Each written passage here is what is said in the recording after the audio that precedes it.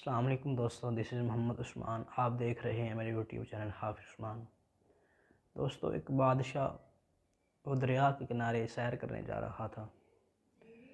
اس نے دیکھا کہ ایک بزرگ وہ ٹیلے پر لیٹے ہوئے ہیں اور وہ اس کو دیکھ بھی رہے ہیں، لیکن اس کے استقبال کے لیے کھڑے نہیں ہو رہے۔ اس نے سوچا کہ شاید یہ مجھے جانتا نہیں بزرگ، اس لیے میرے استقبال کے لیے کھڑا نہیں ہوا۔ تو وہ اس بزرگ کے پاس جاتا ہے بادشاہ، اور بزرگوں سے جا کر کہتا ہے کہ بزرگوں کیا حال ہے؟ وہ کہتے ہیں کہ بیٹا، اللہ کی نعمتیں کھا کھا کر دانت ٹوٹ چکے ہیں، لیکن یہ زبان اللہ کی ناشکری سے اب بھی باز نہیں آتی۔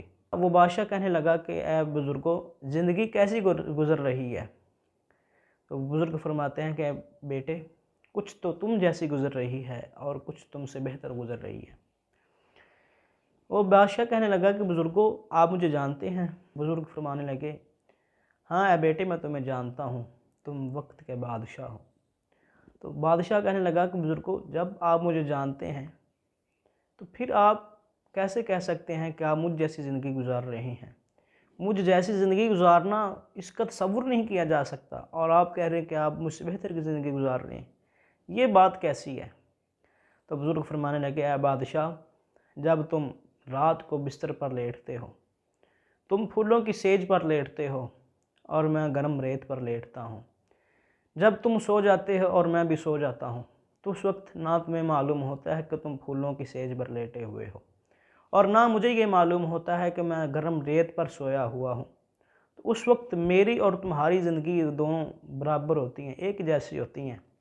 اور جب تم رات کو، آدھی رات کو اپنی بستر پر سوئے ہوئے ہوتے ہو اور میں اس وقت اٹھ کر اللہ رب العزت کی بارگاہ میں سجدہ ریز ہوتا ہوں، تو اس وقت میری زندگی تمہاری زندگی سے بہتر ہوتی ہے۔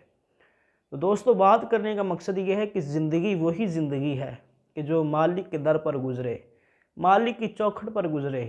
وہ زندگی نہیں جو مالک کے در سے ہٹ کر گزرے، مالک کی چوکھٹ سے ہٹ کر گزرے۔ زندگی وہی ہے جو مالک کو راضی کرنے میں گزرے، مالک کی رضا میں گزرے، اور وہ زندگی نہیں جو مالک کی ناراضگی میں گزرے، مالک کی چوکھٹ سے ہٹ کر گزرے، بلکہ وہ قیامت کے دن کی شرم